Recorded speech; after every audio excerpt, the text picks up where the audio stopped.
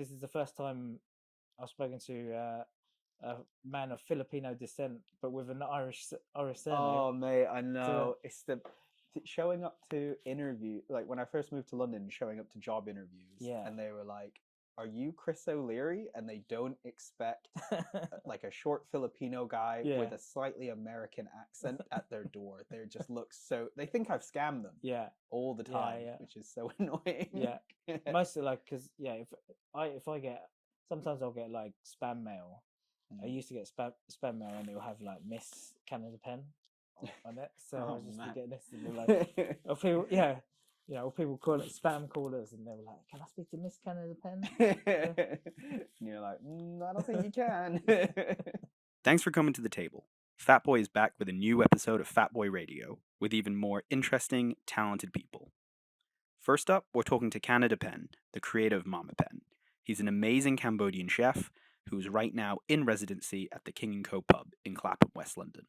I wanted to talk to Kaneda about Khmer cuisine, his personal influences as a chef, and how he started one of the most exciting and delicious food concepts that I've seen in a while.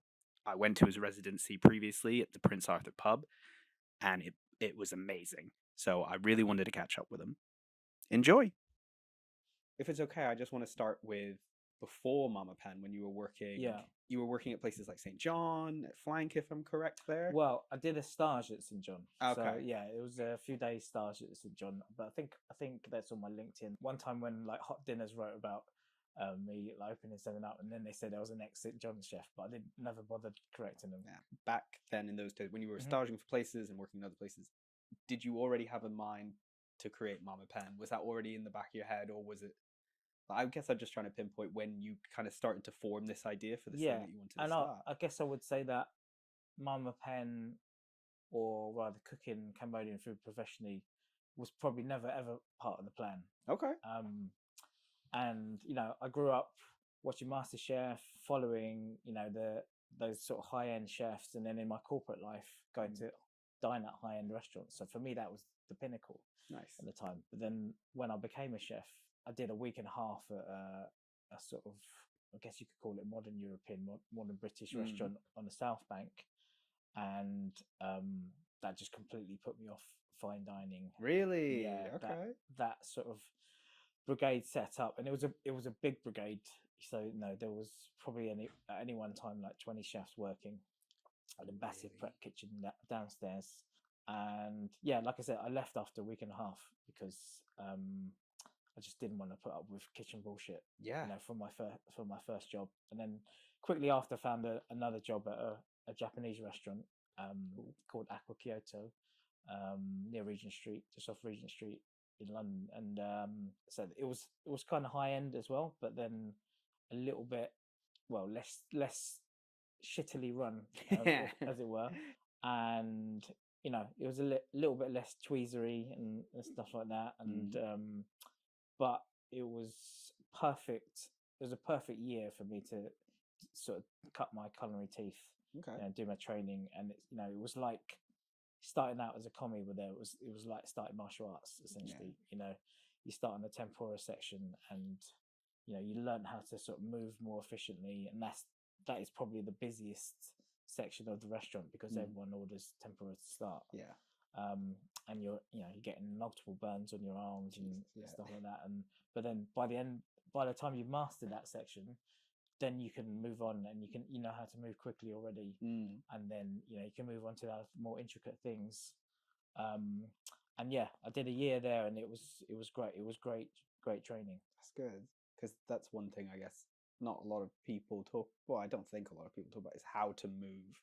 That first kind of your gestures change, how you need to hold yourself, how compact your space becomes, but how efficient you become in that small space. Yeah, and I did 2 weeks of like a fast track culinary school, I guess you could call it. Oh, nice. And but that again, that wouldn't prepare you for being in a kitchen. They'll tell you basic techniques and sauces and stocks and the like, but actually the experience of being in the kitchen and amongst people and having to shout backs when you go behind them and stuff like that will properly prepare you for a thing. And and another thing school doesn't prepare you for is just the amount of different personalities that you have to deal with. You know, you might be dealing with some really old school people, or you might be dealing with some more sort of chilled out people. Yeah, that's true. In university, I got a job in a kitchen, but it was only from getting a job as a pot wash. But then the chefs would obviously go outside, like constantly go outside for cigarette breaks. So they'd be like, eventually you just cover for them. But like learning all those things that no one will teach you it, because why would they ever teach you half the things that you actually learn? But it's stress. But so I guess so in that kind of first year you were cutting your teeth, you were learning a lot. When was the point, I guess, you were like, actually, I want to do something with Cambodian food, I want to do Mamapen? I joined Flank straight after doing the year at Aqua, and then upon leaving Flank, the pub, Prince Arthur pub, just came up by coincidence. So I sort of passed on there. I didn't really know what I was going to do after leaving Flank. I didn't have a plan, but I just felt I'd come to the end of my time there. Then the pub came along, and I was feeling a bit, this is too soon, for me to be sort of just taking over my own thing, my own kitchen. But then my business partners at the time, my friends, my business partners, they were sort of really pushing that Cambodian angle. I actually didn't want to. Fair enough. But then sort of gave in, and then sort of, okay, let's try and make it work. And then after being in the pub for a short time and people enjoying the food and getting return customers, there's something there. There's something there. And really it was just the inspiration was just from my mum's cooking, and then a hybrid of that. And my mum's cooking is, I guess you could call a hybrid as well, of as a result of being an immigrant, and then being in the 80s and not having much access to the ingredients that you used to. So it's just a follow on from her cooking, and we always enjoyed it growing up, and my friends enjoyed it when they came over to the house. And I guess it shouldn't have been a shock that other people and paying customers were enjoying the food as well. But I guess it was at the time when we started out. It was just lovely to see like the progression, and getting return customers, people booking us out for sort of private events and stuff like that, birthday dinners. I went back 3 times.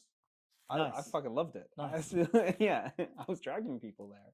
Cool, but it was fantastic. It was and it was my first experience of Khmer food. Yeah, so written. So like, even I think this came as an education to me in recent years. So we always used to say Khmer because it was written Khmer. Yeah. But then like internationally, and then in Cambodia it's Khmer. Khmer. So, Khmer. Okay. So like you read it like Khmer, but when you see it, it's Khmer. And then most of that people will say. So I'll have to sometimes correct myself and say Khmer when I'll say Khmer.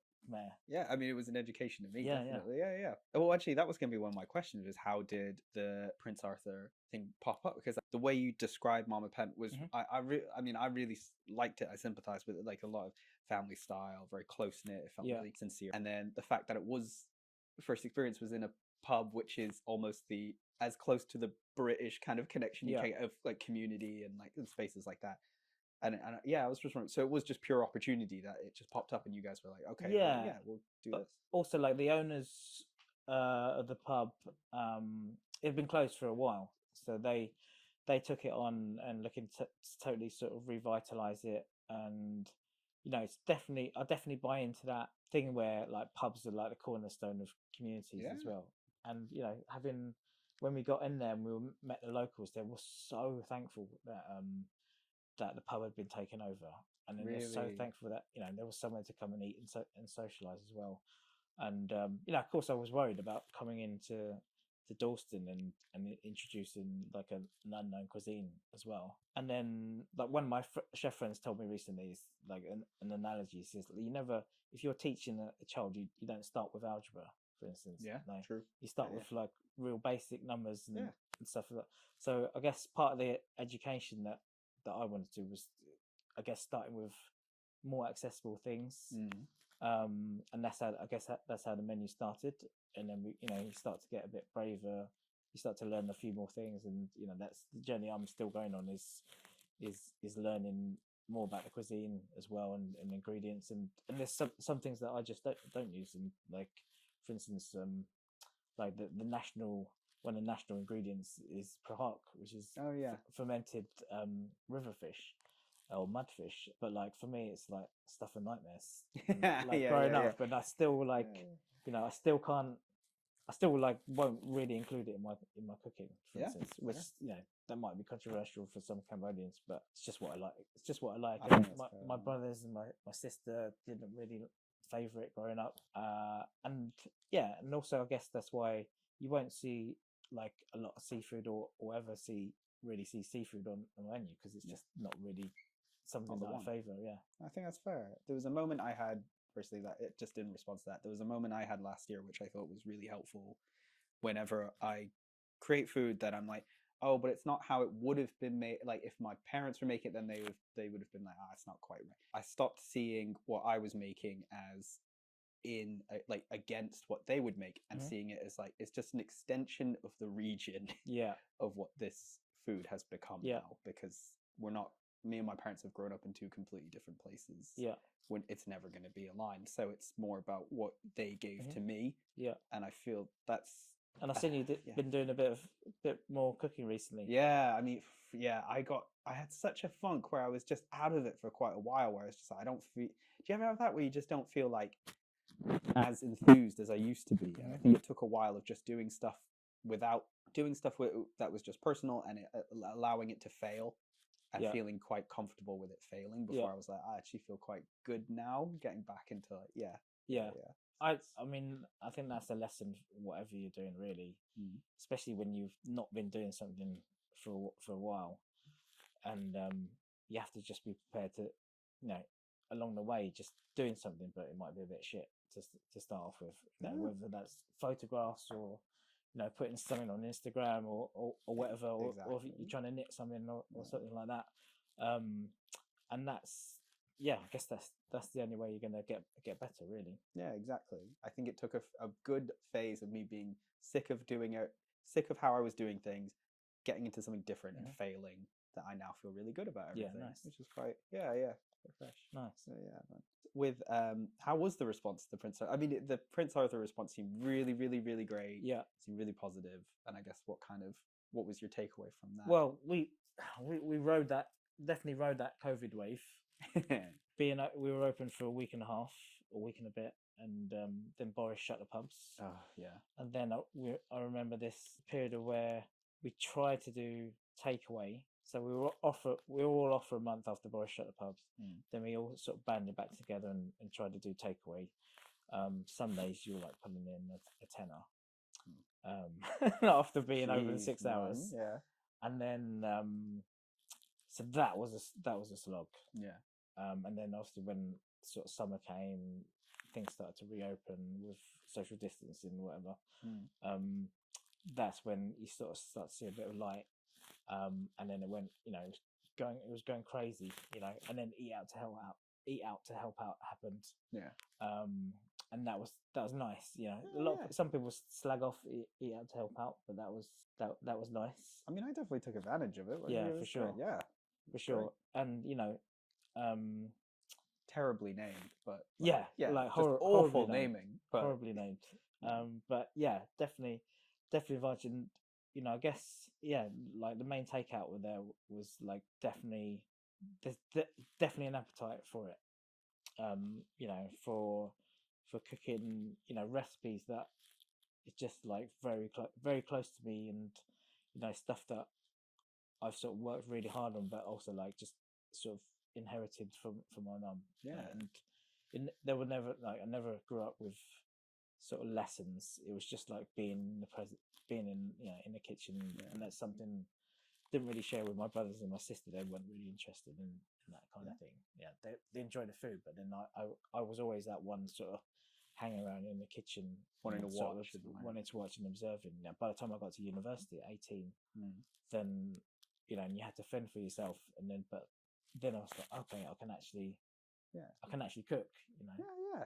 It was and a lot better than like my mates at uni as well. So there was definitely something there before I like joined the corporate life. But then I've always had that sort of fascination with food, going through that. Then, but it wasn't until like really later on that I decided to cook for a living. That's cool, man. That's good. There's that pull Yeah. to a certain medium. Yeah, that is yeah. food. Yeah, I mean, like, Mr. Money sometimes. Mr. Money. Yeah. But, like, definitely, yeah, more job satisfaction. Yeah, for sure. Coming back to all the food that you kind of like to cook now and kind of how you make those choices and decide stuff. I don't know how you feel, but there's a lot of roles you have to play in that decision, because obviously you have to create everything, you have to do all the hosting around it to make sure that the situation that people are consuming it in, and then you have to educate them. It's a lot of roles, and I guess it always comes down to, it all kind of rests on how good and how smart and how insightful those choices around your food are. Yeah. And I guess, how do you make those decisions? Is it quite a complicated process? Is it something that you go with your gut? I'm more of a gut person. For instance, when I do supper clubs, for instance, I will conceptualize a dish in my head and then actually put it down and sometimes release the menu before I've even sort of road tested it, and then with the aim to make it work afterwards. Yeah.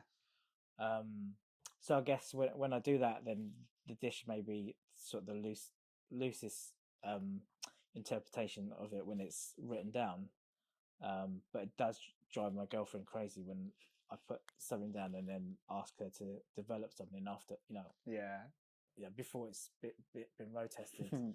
But that's just the way my brain works. I guess that's a trust in myself to know how flavors work in my head, but then to sort of bring it together. And 9 times out of 10, I guess it works. But then sort of that other one time out of 10, then it's just a way of sort of learning as well. Yeah. You're just fucking up, and 9 times out of 10 it does work. I'm kind of with that process, to be honest. Sometimes I'll do the same when it comes to, because I do a lot of writing, what we do. Sometimes I find it easier to pick the title and then work way back. Exactly. Yeah, there's something about knowing that this is definitely the direction. I don't know how I'm going to get there, but I know where I want to end up, and that's totally justifiable. Yeah, I wanted to make, for a project I'm working on, I wanted to make a seasoning to go on prawn crackers. Because sometimes you have prawn crackers and they're just prawn crackers, really. Yeah. But then I wanted to sort of add like a sort of sour soup seasoning, so it ends up being like a sour soup but with prawns sort of thing, but in a cracker form. And I kind of already know in my head like what the powder tastes like. Yeah. But I don't know what they taste like together. But I'm pretty sure it will work. Yeah. I mean, that sounds fit. Yeah. It's gonna work. It's gonna work. I'm thinking I need to go buy some prawn crackers today and road test it. But yeah, that's my one project for today. Nice. Would you use the sourness? Would you get from things like tamarind and things? Exactly. Yeah. Exactly. So I think as part of the seasoning, there might be like some sour soup seasoning from those pouches that you see. But then with the addition of, I'm gonna chuck in some like tomato powder and garlic powder and stuff like that, a bit more salt as well. But yeah, we'll see how it goes. So good. Yeah. Actually, you saying like sour soup season. So, do you know much about Filipino food? Have you tried it before? I haven't eaten a lot of it, but like my good friend Budgie Montaya, who's a sick chef, he's a sick chef, like one of the loveliest humans in hospitality as well, and he's owner of Sarap and Apoy Filipino barbecue.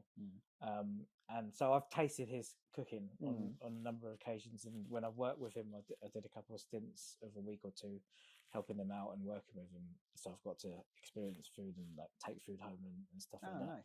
So we've had plenty of lechon. By Budgie, and with the sauces, and one of the things I love about it is the use of vinegar in there. Oh yeah. So you're dipping very fatty pieces of meat in vinegar, sasawan, and chara, and that's something, I guess there's some similarities with that with Cambodian food, but I guess it's a bit more pronounced with Filipino food, that use of vinegar as well, but it's something more as an adult I'll sort of crave, vinegar and sourness and stuff like that, but I never sort of craved that in my childhood. No, fair enough. But this is what I was thinking. Like, the more I look into like Cambodian food, I do find a sympathy between Filipino food and Cambodian food, which I quite appreciate. And And personally, a few years ago, I would have found it quite difficult to explain or to educate around Filipino food. But I think that's down to me not having the vocabulary at the time and having to work on it. But yeah, so I guess how's that been for you, having to explain stuff and kind of educate? So as a default, I guess I would always talk about the geography of Cambodia and where we sit, and then sort of it's easiest for me, or I guess easiest to tell the layman that the cuisine would sit in between Vietnam and Thailand as well. But I guess that's also a dumbing down as well, because the lay is more likely to know where Thailand and Vietnam is, but not likely to know where Cambodian is. Not likely to have tried Cambodian food, for instance. So we're trying to explain for where Philippines is. Yeah. So I can say we enjoy fragrant broths like the Vietnamese have, and we will have some spiciness taken from Thai food, but it's not like a hybrid of the two. It sits by itself, and there might be some Chinese influence, some Indian influence, somewhere in there as well, and down to some Muslim influence in certain parts as well. And when you look at the sheer scale of the country as well, it's just huge. It's massive. It's massive. It's massive, and you don't really see that when you look at a world map and you think, oh, look at these tiny countries. But and that's something I'm still very much interested in discovering, is traveling a bit more around the country, get into the country, showing a bit more around the country, and discovering that differences in cuisine in the regions and stuff, because no one is promoting that at the moment, and no one is bringing that over at the moment, which definitely needs to happen for the cuisine to grow in popularity. Definitely, people being able to see, or to see you kind of guide and be that person to say look at this, and show and you're definitely, for anyone, your appreciation for cuisine will increase tenfold once you go to the country. Yeah, definitely. For sure. Right, you dine all you want in London restaurants, but as soon as you get gone to Spain, or as soon as you've gone to Italy, as soon as you've gone to the Philippines, you're just there experiencing it. It's like your brain is firing on every synapse possible. For sure. Yeah, and I think definitely, not sure if you could call it a moment, but then there's definitely eyes on Filipino food, I think, at the moment. I've noticed this. Yeah, for sure. I think there's a new restaurant opened up called Donia. I went there recently. Is it good? It's fantastic. It's delicious. Gotta go. It's really good. Yeah, gotta really go. And that's definitely That's definitely helping. And and if I liken doing comparison with Cambodian food, you won't find a Cambodian restaurant in the south. I think most recently, sadly, there was one Cambodian restaurant in, I want to say, Camden, called Lemongrass, but the owner sadly passed away, and then wasn't handed. I think, I don't know that family, but yeah, that's the story that I heard. The owner passed away, and then sadly had to close. And then if you go up north, there's 2 Cambodian restaurants. Is it? And because I was looking at the census, I was quite curious about the census data and the kind of, because I went to a really interesting talk at Hackney Chinese, and they brought up the census data of what people have submitted, and they were, and like Cambodia and even Philippines don't have the critical mass of people as Chinese diaspora, where it's a massive amount. But 50%, I think I saw, of people who registered as Cambodian live in London. So there is a central community, there is the central community down south, but you're right, there isn't that many restaurants in comparison. It's not quite there. So our family came over in 1980, and we stayed in a refugee centre in Kent.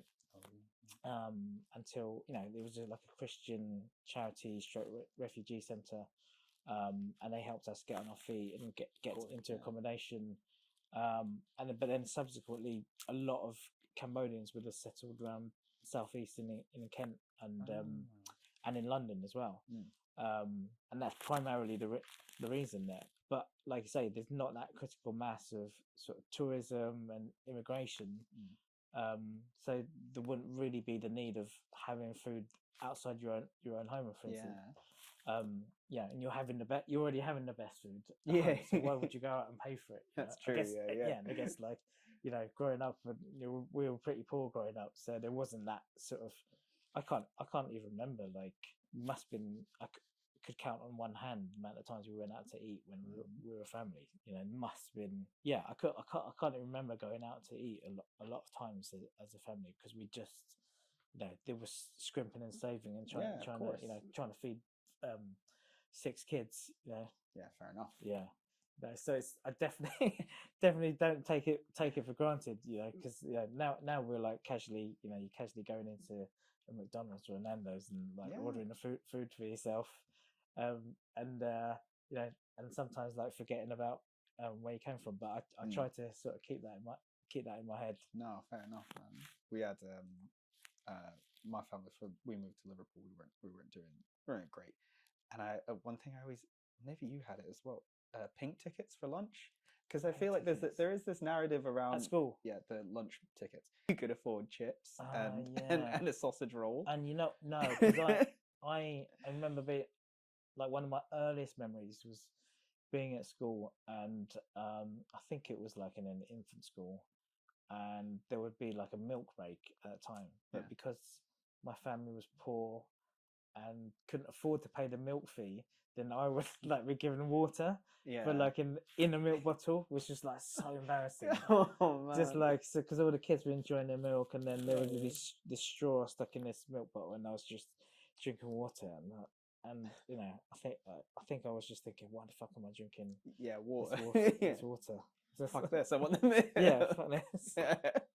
And then I think, and then again when I was started secondary school, and I think it was like only a few days that I ate at the canteen, and like my mum gave us like a couple of quid for lunch, and I just hated I hated like the school canteen food. So I just begged my mum for sandwiches afterwards. Fair. And then even then it was just like, I guess like, do you remember pork lunch and meat? Yeah, no, I still buy it. But like also like pastes as well. There was like crab paste, chicken paste, tuna pastes, and all this kind of so rough. And then like when I think we got a bit more flush, and then like my mum used to make like omelets and put that into sandwiches for us. So nice. like omelets and chili sauce. Very good. And I used to do swaps with my mates because they used to love it. But I used to love the abundance of the meat that they used to get in their sandwiches. It was just like layers and layers of it. Lunch was rough, man. I wanted to make better lunches. Actually, coming off that point you made about like Filipino food having a moment, I've noticed a fair few different diasporas suddenly get a moment. Have you noticed something? It feels like it's still only one at a time, which is kind of annoying. But it's like, it feels like a more common thing. Certainly last year seemed to be like Thai food. I think, and I guess you got a lot of exposure from this chef Luke Farrell, and him bringing a few concepts. Was it Speedboat one of them? I think, and then that Plaza. Cal Gang. I don't know how to say it. Basically, that was the one at Arcade, and like Speedboat Bar. So it's this kind of thing that was having a moment. But then I think the appreciation for certainly like regional, Chinese cooking as well is starting to come to the fore. Certainly like everywhere you look now, there's something happening. Whether it's pop-ups or new restaurants, or even individuals at a smaller scale doing something like yourself, doing something interesting. Exactly. And I think that's it's nice, and we see like collabs happening every week and stuff like that. And certainly when you do different interpretations of the flavors as well, you might be putting something on a pizza or putting it in a bun, and I think that's nice, because again it's like kind of gateway stuff for people to as long as you're doing it I guess you've got to be respectful with how you're doing things, and of course some people kind of lose sight of that sometimes, but I think for the most part it's interesting, because it gets people excited and thinking about different Asian cuisines. But by comparison, again, like with with Cambodian cuisine, I think there needs to be something happening in terms of like tourism and certainly maybe it would help by the Cambodian government for sure. I think because Thai cuisine has definitely had that, Korean cuisine has definitely had that. So there needs to be kind of a shift where, like, I guess it's hard for it to be at the front of people's minds in Cambodian government when there's so much other shit going on. Of course. You need to make things happen, infrastructure and whatnot, in order to get that boost over here, and there to be a real interest in restaurants opening, more than one restaurant. I think there definitely needs to be maybe a little bit of help, happening. Of course, for instance, and I of course will endeavour to promote Cambodian food and championing it. But I think definitely, it's not one man job for sure. Man, that's too much work. That's a lot. But I think you're right. There's support from government. What's that quote for? It's like it takes a village to make a toaster. That kind of thing. Where like it takes success of like everyone to promote one thing. And like Filipino food definitely benefited off of like support from other. So I feel like there's that inter-network. And I think if you go to like a Longdan, for instance, or you go to like another, there are other Asian supermarkets out there, but you will see like Filipino export products and stuff on the shelves. Right, you might see a bit, some soy sauce or some banana ketchup on there, and or even vinegars, like we say. Datu Puti. I got like 2 of them over there. exactly. That cane vinegar is great. But again, because we've had this period of to put it mildly, like destabilization in Cambodia. There's not been this rush of exports or anything like that. You cut outside of rice, I guess. There's not much you can get produced in Cambodia, and I'm pretty certain there are good products, and but probably be used mainly domestically, or in and around those other surrounding countries. And then until sort of someone latches on and starts exporting, then I think that's when we'll start having a bit more of a moment. As well, people becoming familiar with the ingredients and the products as well. Definitely, that's quite good, man. Familiarity built up. Yeah, for sure. Go back 10 years and they're definitely probably wouldn't be able to find banana ketchup. No like, way. Readily available on the shelves. So. Yeah, I think when I first moved to London, I lived above a Filipino. It just happened to be a Filipino food shop, and that was like the only one I knew in London. Yeah. I mean, there were more obviously, but it was not a known thing. It wasn't that easy to find. Yeah. But what about you personally for Mamapen? I guess because without giving away too much, what do you want next? Well, I can say a little bit. We're gonna take on I'm gonna take on a 6-week project, pop up, take over a pub in South London. For a time, which is going to be a challenge. I think it's a small kitchen. I don't currently know how busy the pub's going to be, but I think it's a nice residential spot. And I think this is the year. We've had a couple of years out, and this is the year we'll start to ramp it up a little bit more. And I want to make it fun, do lots of nice collabs as well this year. Maybe even getting another supper club. Maybe, but we'll see what time will allow. But the 6-week pop-up will allow me to put some new dishes out, play around with a few things, but also still keep it fun as well. Which I never want to kind of lose sight of that, because as soon as I lose sight of that, then I'll just want to quit. And it becomes like a chore rather than like a pursuit. Yeah, for sure. I think I'd love to see a space where you get to experiment and have those moments where you're like, I've just had this idea for this thing, I'm going to put it out. And I think I guess long term, if I'm still passionate about it, my own spot for Mamapen. My girlfriend and I, she's the pastry chef, and we talk about possibly combining the two passions and having like this sort of casual cafe sort of diner spot. That'd be sick. Pastries in the daytime, and then and then more sort of restauranty stuff in the evening. which would be cool. Which would be cool, and it's always really already nice. proven that we've combined on a couple of things. It's already proven that if you stick something with Khmer flavors inside pastry, it definitely It's the one for sure. Thanks, man. No, thank you.